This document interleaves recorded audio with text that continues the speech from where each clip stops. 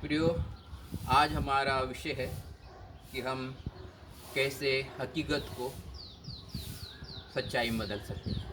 हकीकत का मतलब है जो हमको दिखाई देता है। हकीकत का मतलब है जो हमको सुनाई देता है। हकीकत का मतलब है जिसको कोई इनकार नहीं कर सकता, उसको हकीकत कहते हैं। सच्चाई का मतलब ये होता है कि परमेश्वर का वचन जो भी कहता है वो सच्चाई होता है।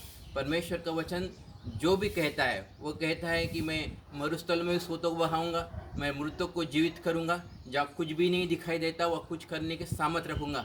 और ये जो परमेश्वर का वचन है ये सत्य है, लेकिन जो हमको दिखाई देता है उसको हकीकत कहते हैं।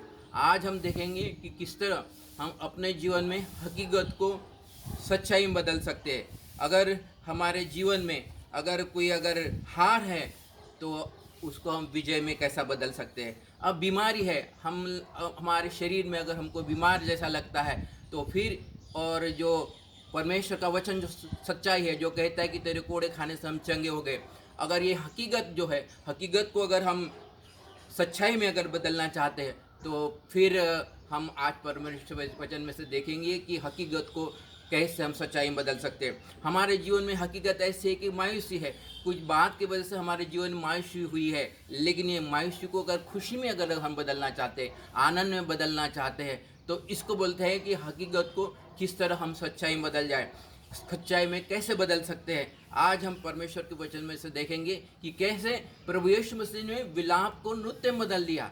विलाप को नृत्य में बदल दिया। एक कहानी, एक जायरस नाम का एक आराधना का सरदार था और उसकी बेटी थी और वो बीमार थी और वो दरअसल मरने पर थी।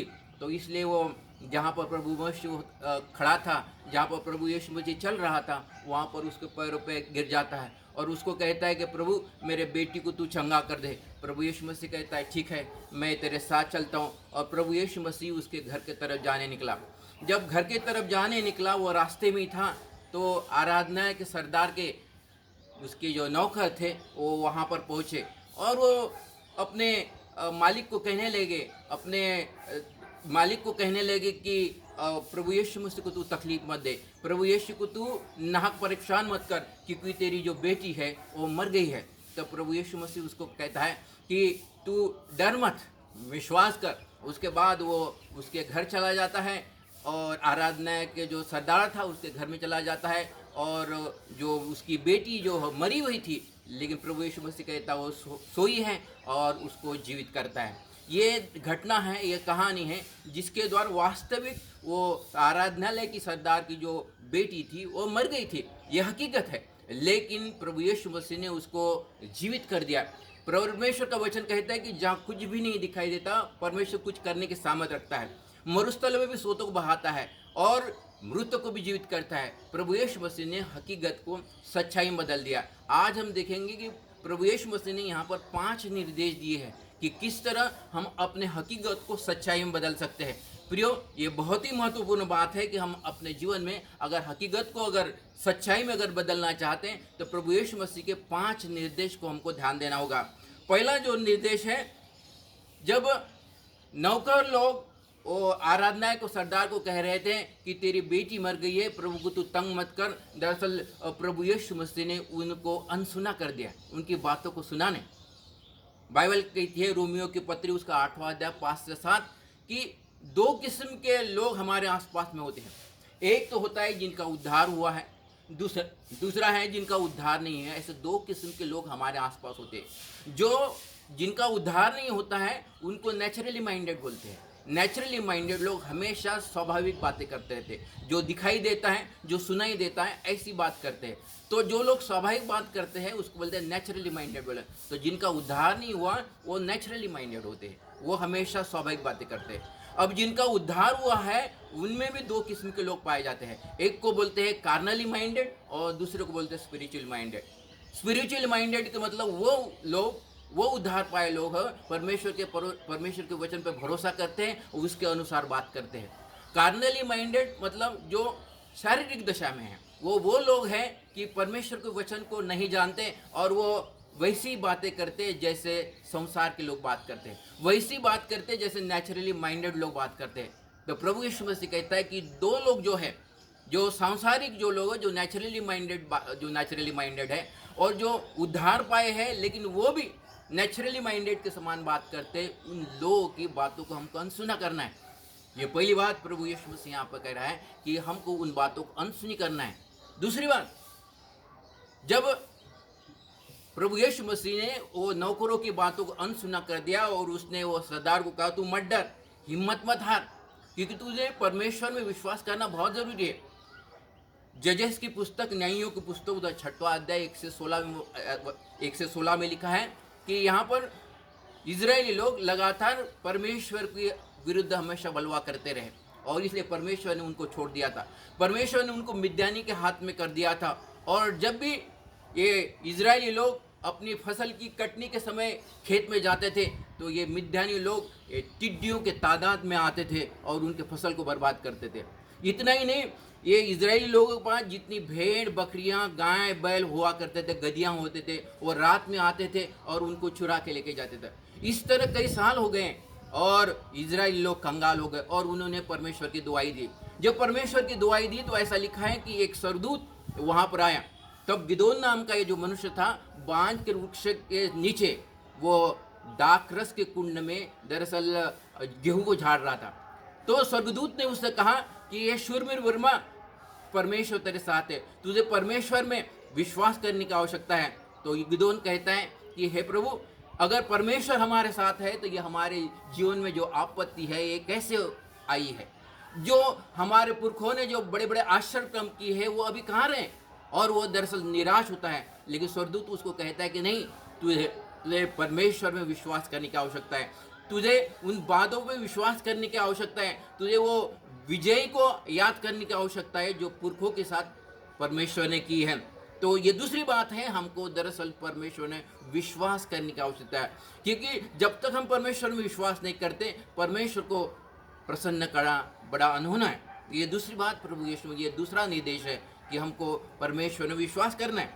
तीसरी बात, अब प्रभु यीशु मसीह अपने चेलों के साथ आराधना के सरदार के घर की तरफ जाता है, और जाते वक्त वो अपने 3 चेलों को लेके जाता है, जैसे याकूब, योहन्ना, पतरस, याकूब और योहन्ना। प्रभु यीशु मसीह के 12 चेले थे। 12 चेलों में 2 सर्कल थे। इसको बोलते, एक को बोलते इनर सर्कल।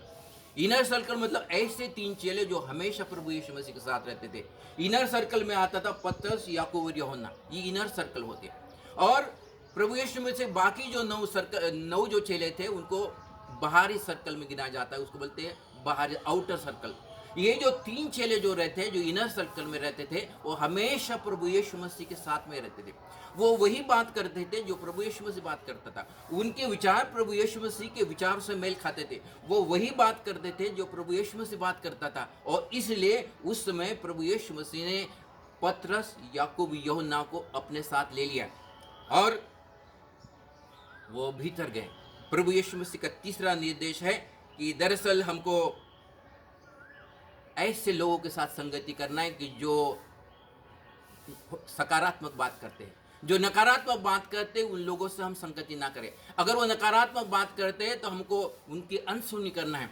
प्रभु यीशु मसीह का यह तीसरा निर्देश है कि हम हमेशा सकारात्मक, जो परमेश्वर के वचन पे विश्वास करते हैं, परमेश्वर के वचन के अनुसार बोलते हैं, परमेश्वर के वचन के अनुसार चलते भी हैं, उनसे सुनने की आवश्यकता है। क्योंकि जो परमेश्वर के वचन को नहीं जानते वो दरअसल नेचुरली माइंडेड होते हैं। जो परमेश्वर के वचन को नहीं जानते वो वही बात करते हैं जैसे स्वाभाविक बात करते हैं, शारीरिक बात करते हैं। प्रभु यीशु मसीह कहता है कि हमको ऐसे लोगों के साथ संगति करने की आवश्यकता है कि जो स्पिरिचुअली माइंडेड है। ये तीसरा निर्देश है। पहला उसका निर्देश है कि हमको अनसुनी करना है। दूसरा उसका निर्देश है हमको हिम्मत नहीं हारना है लेकिन परमेश्वर में विश्वास करना है। और तीसरा उसका निर्देश है हम ऐसे लोगों के साथ संगति करें जो सकारात्मक बातें बोलते हैं, जो परमेश्वर के वचन के अनुसार बात करते हैं। अभी चौथी बात, जब प्रभु यीशु मसीह वहाँ पर सरदार के आराधना के सरदार के घर पे जाता है तो वहाँ पर लोग रो रहे थे, वो विलाप कर रहे थे, वो रो रहे थे, वो विलाप कर रहे थे। और वो इसलिए रो रहे थे कि वास्तविक उसकी जो बेटी थी वो मर गई थी। ये हकीकत थी कि उसकी बेटी मर गई थी और इसलिए वो लोग रो रहे थे, विलाप कर रहे थे। और प्रभु यीशु मसीह कहा विलाप मत करो, रो मत, लेकिन अपने आप को हिया बांधो, अपने आप को धाड़स बांधो। प्रियो, चौथा निर्देश है कि ऐसे परिस्थिति में, कठिन परिस्थिति में हमको हिया बांधने की आवश्यकता है। पहला सैमुअल उसका 30वां अध्याय 6वें वचन में ऐसा लिखा है कि जब दाऊद के ऊपर बहुत संकट आया तो उसने अपने आप को हिया बांधा, ऐसा लिखा है। ऐसा लिखा है कि जिकलाग में जो अमालेकी जो लोग थे, उन्होंने वो पूरे शहर को, जिस शहर में वो दाऊद रहता था, पूरे शहर को फूंक डाला। तब दाऊद और उसके साथ के जो साथी थे, 600 लोग बाहर चले गए थे और शत्रु ने यही देखा। वो दरअसल दाऊद को अस्तित्व को मिटाना चाहते थे और उन्होंने, जब वो दाऊद और उसके साथ के जब साथी साथ में नहीं थे, वो शहर में आए और वो शहर को उन्होंने फूंक डाला। और जब दाऊद वापस आता है तो देखता है कि वहाँ कुछ भी नहीं है, उनके सब कुछ बर्बाद हो गया। तो वो लोग इतना रोए, ऐसा बाइबल ऐसा कहती कि उनमें ताकत नहीं रोने की, इतना उनको बड़ा संकट आ गया।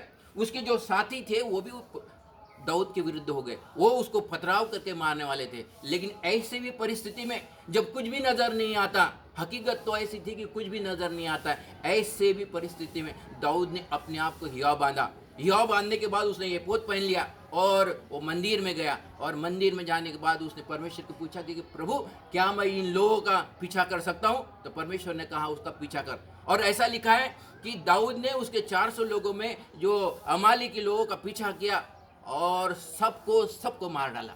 और इनमें जो 400 लोग थे, एक का भी नुकसान नहीं हुआ। वो मिद्यानी जो लोग हजारों थे, उसमें से जो 400 लोग बड़े मुश्किल से बच गए, क्योंकि उनके पास ऊंट थे, ऊंट की सवारी करके वो भाग गए।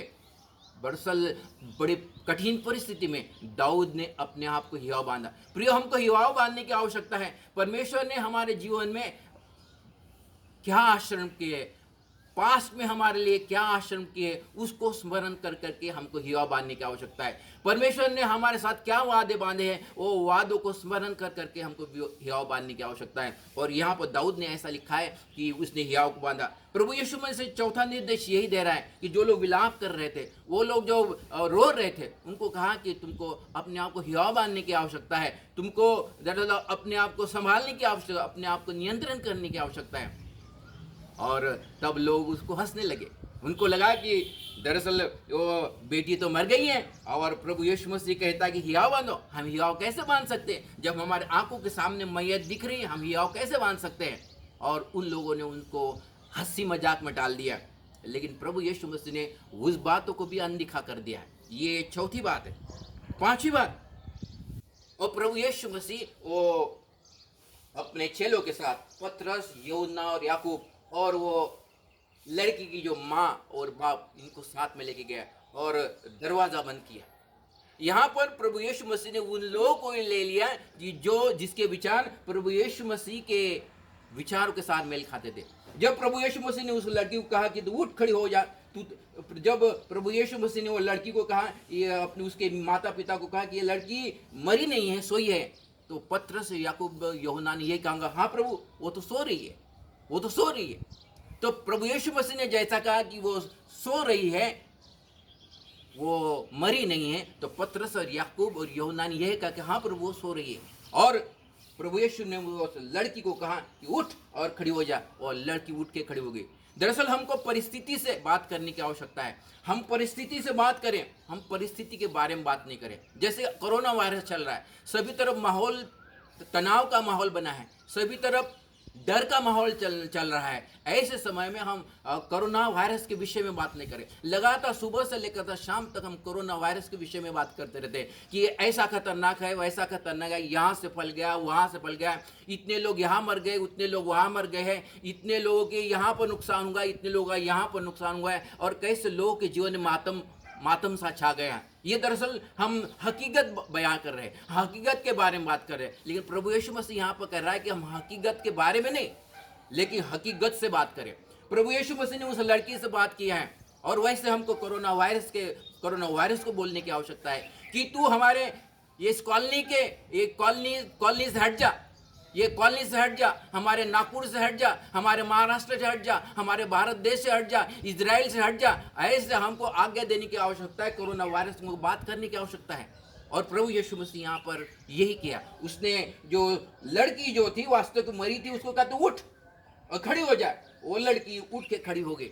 यहाँ पर हम अपने जीवन में अगर हकीकत को अगर सच्चाई में बदलना चाहते हैं, विलाप को अगर नृत्य में बदलना चाहते हैं, तो हमको 5 निर्देशों को याद रखना पड़ेगा जो प्रभु यीशु मसीह ने किया। पहला निर्देश है कि उसने अनसुनी कर दिया। दूसरा निर्देश है कि वो कहने लगा तू हिम्मत मत हार, विश्वास रख। तीसरा निर्देश है कि सही लोगों के साथ संगति करे।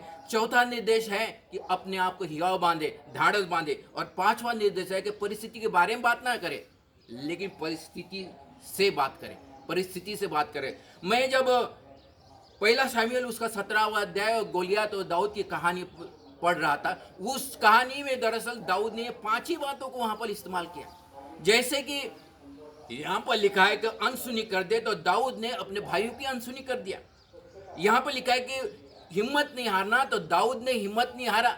उसने उसके जीवन में परमेश्वर ने क्या क्या आश्रम किए, उस बातों को उसने स्मरण किया और उसने हिम्मत नहीं हारी। उसने ऐसे लोगों के साथ संगति किया। उसका जो बड़ा भाई था एलीअब था, उसको नकारात्मक बात करने लगा, लेकिन उसने अपनी पीठ उसके तरफ फैलाई और ऐसे लोगों से बातचीत किया जो उसके विचारों के साथ सहमत थे। मतलब उसने सही लोगों की संगति भी किया और अपने आप को उसने ढाढ़स बांधा, उसने हिया बांधा। और 5वीं बात, उसने गोलियत से बात की। उसने गोलियत से बात की है कि तू तो मेरे सामने भाला और बर्छी के साथ आता है, लेकिन मैं यहोवा के नाम से तेरे सामने आता हूँ। और यहोवा, उसने गोलियत से बातचीत की और उसने कहा कि आज मैं तेरे सर को काटूंगा और तेरे मांस पशु पक्षी को खिलाऊंगा। और जैसा उसने कहा वैसा हुआ। प्रियो, एक तरफ हमारे तरफ हकीकत है और एक तरफ हमारे सच्चाई है। हकीकत मतलब जो हमारे आंखों से दिखाई देता है, हकीकत मतलब जो हमारे कानों से सुनाई देता है। जो हकीकत है, हकीकत को कोई भी इनकार नहीं कर सकता। लेकिन परमेश्वर का वचन जो सच्चाई है, जो कहता है कि मरुस्थल में भी मैं सोतों को बहा सकता हूँ, जहाँ कुछ भी नहीं दिखाई देता वह कुछ करने की सामर्थ रखता हो और मृतों को भी जीवित कर सकता हूँ। अगर हम अपने जीवन में अगर हकीकत को अगर सच्चाई में अगर बदलना चाहते हैं, तो फिर किसी और के नहीं, लेकिन यहाँ पर लिखा है कि प्रभु यीशु मसीह ने जो निर्देश ये दिए, वो 5 निर्देश को हमको ध्यान देने की आवश्यकता है। अगर ये प्रभु यीशु मसीह ने अगर ये निर्देश दिए हैं, तो ये 100% हमारे जीवन में कामयाबी को लाते हैं। तो प्रियो, आज इस 5 निर्देश को हमको ध्यान देने की आवश्यकता है, उसको मनन करने की आवश्यकता है। जिन्होंने ये जो निर्देश है हर एक परिस्थिति में हमारे जीवन में कार्य करती है। अगर हम एक तरफ अगर बीमार हैं और बीमारी से अगर हम स्वास्थ्य में अगर बदलना चाहते हैं, तो यही निर्देश है। हमारे जीवन में अगर मायूसी है और मायूसी को अगर हम खुशी में बदलना चाहते हैं, तो यही 5 निर्देश है जो प्रभु यीशु मसीह ने हमारे जीवन में दिए है। तो ये निर्देश जो है, जो प्रभु यीशु मसीह ने हमको दिए, उसको हमको लेने की आवश्यकता है, ग्रहण करने की आवश्यकता है और उसके अनुसार प्रयास करने की आवश्यकता है। प्रियो, मैं ऐसा समझता हूँ कि वचन के द्वारा आपको उत्साह मिला होगा, प्रोत्साहन मिला होगा। प्रभु आपको आशीष दे।